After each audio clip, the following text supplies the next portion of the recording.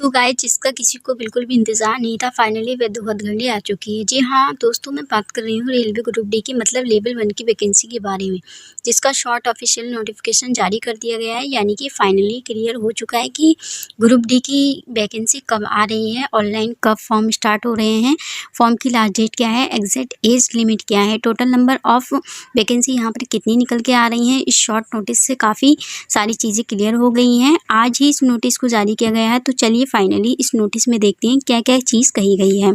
और शुरुआत में जो लाइन मैंने बोली कि इस घड़ी का किसी को भी इंतज़ार नहीं था, वो इसलिए बोली थी क्योंकि दोस्तों सब इंतज़ार तो लाखों की वैकेंसी का कर रहे थे। तो चलिए देखते हैं इस नोटिस में क्या कहा गया है, टोटल नंबर ऑफ वैकेंसी अब कितनी आ रही है। तो फाइनली दोस्तों आज ही इस वीडियो को एम्प्लॉयमेंट न्यूज़पेपर के अंदर पब्लिश किया गया है। वैसे पब्लिकली ऑफिशियल 28 दिसंबर को इस नोटिस को जारी किया जाएगा, तो कल ये नोटिस बाहर आ गया है। देखते हैं इसमें क्या कहा गया है। तो यहाँ पर क्लियर इन्होंने लिख दिया है, recruitment for various post in level 1 of 7 CPC पे मैट्रिक्स आने की लेवल 1 की वेरियस पोस्ट के ऊपर इस रिक्रूटमेंट को कंडक्ट कराया जा रहा है रेलवे के द्वारा।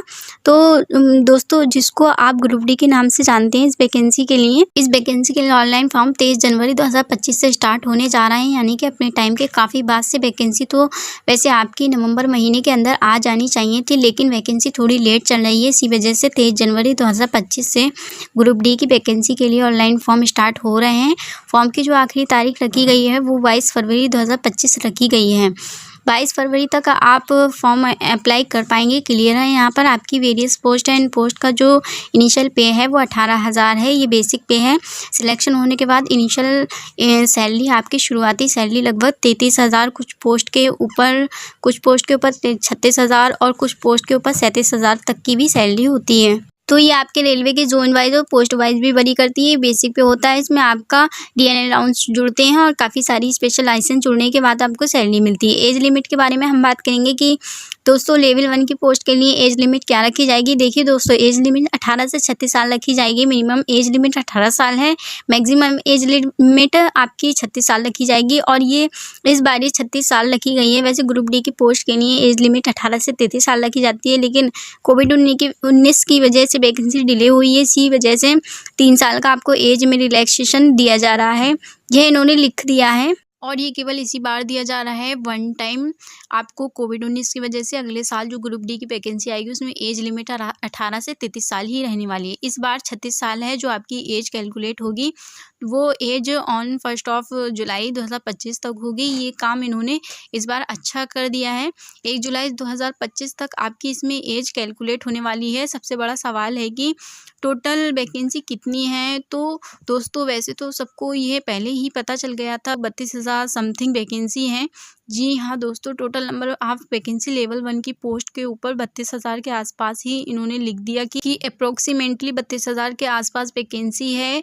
एग्जैक्ट नंबर ऑफ वैकेंसी के बारे में बात करें तो दोस्तों 3,243 वैकेंसी हैं। पोस्ट वाइज वैकेंसी का पूरा यहाँ पर आप देख सकते हैं। पॉइंटमैन की पोस्ट है 5,058। अब तक की सबसे ज़्यादा वैकेंसी पॉइंटमैन की पोस्ट के ऊपर है। दूसरी असिस्टेंट ट्रैक मशीन की पोस्ट है, 799 वैकेंसी है। एक पोस्ट आपकी ट्रैक मैनेटर ग्रेड 4 की है, जहां पर 13,187 वैकेंसी है। वैसे ही इंजीनियर डिपार्टमेंट की, अगर नॉन इंजीनियर डिपार्टमेंट की देखें तो दोस्तों सबसे ज़्यादा वैकेंसी पॉइंटमैन की पोस्ट के ऊपर हैं।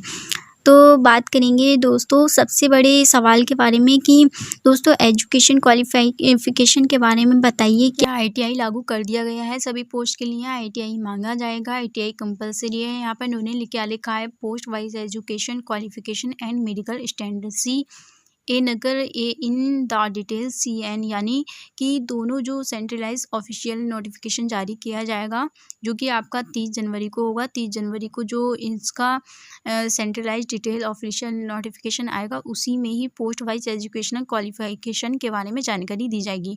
तो यह तो क्लियर हो गया है कि दोस्तों सभी पोस्ट के लिए एजुकेशन क्वालिफिकेशन सेम नहीं रहेगी, पोस्ट वाइज एजुकेशन क्वालिफिकेशन रखा जाएगा। यानी कि हर एक पोस्ट का एजुकेशन क्वालिफिकेशन में डिफरेंस डिफरेंस रहेगा। तो देखिए दोस्तों, यह तो रेलवे ने पहले ही क्लियर कर दिया गया है कि जो 10वीं लेवल की पोस्ट थी, 10वीं लेवल की पोस्ट, वो तो इन्होंने हटा दिया है। उन पोस्ट के ऊपर तो रिक्वायरमेंट कंडक्ट नहीं कराई जा रही है। जैसे कि हॉस्पिटल असिस्टेंट की एक पोस्ट थी, यहाँ पर 10वीं पास कैंडिडेट एलिजिबल होते थे, लेकिन अब इस पोस्ट के ऊपर भर्ती कंडक्ट नहीं कराई जा रही है।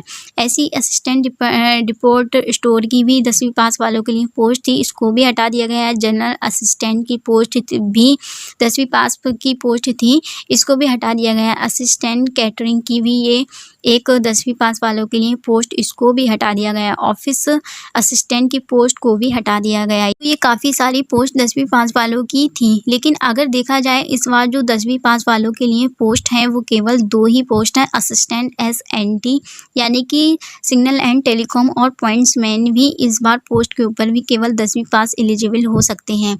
तो दोस्तों, इस बार ये 14 पोस्ट हैं। अब ये सेंट्रलाइज ऑफिशियल नोटिफिकेशन आने पर ही पता चलेगा कि दोस्तों इन 14 पोस्ट में से किस पोस्ट के लिए IIT कंपलसरी करा गया है और किस पोस्ट के लिए केवल 10वीं पास कैंडिडेट मांगे गए हैं। लेकिन ये बात तय हो चुकी है कि हाँ, कुछ पोस्ट के लिए स्पेशल एजुकेशन क्वालिफिकेशन मांगी जाएगी, क्लियर है। तो दोस्तों, अभी तक यही चीज़ क्लियर हुई है कि हाँ, पोस्ट वाइज एजुकेशन क्वालिफिकेशन रहेगी। सभी पोस्ट के लिए एक एजुकेशन क्वालिफिकेशन नहीं रहेगी। बाकी दोस्तों, 23 जनवरी 2025 को जो ऑफिशियल नोटिफिकेशन आएगा उसमें सारी चीज़ें अच्छे से क्लियर होंगी, समझ गए होंगे। बाकी दोस्तों, इसमें ये जो एज लिमिट का क्राइटेरिया इन्होंने दे दिया है, 1 जुलाई 2025 तक कैलकुलेट होगी। एग्ज़ाम जो आपका होगा वो online computer based exam conduct कराया जाना है। फॉर्म फीस बता दी गई है। शुरुआत में OBC ST सारी जनरल OBC EWS वालों के 500 रुपये कर दिए जाएंगे। PWD SC फीमेल्स के लिए शुरुआत में फॉर्म फीस के रूप में चार्ज किए जाते हैं। एग्ज़ाम होने के बाद 250 आपको रिफ़ंड कर दिए जाते हैं। दोस्तों, इस नोटिफिकेशन में इतनी ही जानकारी थी, इससे ज़्यादा और कोई जानकारी नहीं है। टोटल वैकेंसी 3243 है। बाकी कल या परसों वीडियो लेकर आ जाऊँगी जिसमें आपकी सारी डिटेल्स क्लियर कर दूँगी। सिलेक्शन प्रोसीजर क्या रहता है, एग्ज़ाम पैटर्न, सिलेबस वगैरह क्या रहता है, फिजिकल एलिजिबिलिटी क्राइटेरिया क्या रहता है, मेडिकल क्राइटेरिया क्या है, तो मेडिकल स्टैंडर्ड वगैरह कल वाली वीडियो में क्लियर कर दूंगी। बाकी मुझे आपको इन्फॉर्मेशन देनी थी कि नोटिस आ चुका है, 23 जनवरी से फॉर्म स्टार्ट होने वाले हैं, तैयारी शुरू कर दीजिए। बाकी तो दोस्तों, वीडियो अच्छी लगे तो वीडियो को लाइक करना, चैनल को सब्सक्राइब करना और फिर मिलते हैं एक नए नोटिफिकेशन के साथ। तब तक के लिए अल्लाह हाफिज़।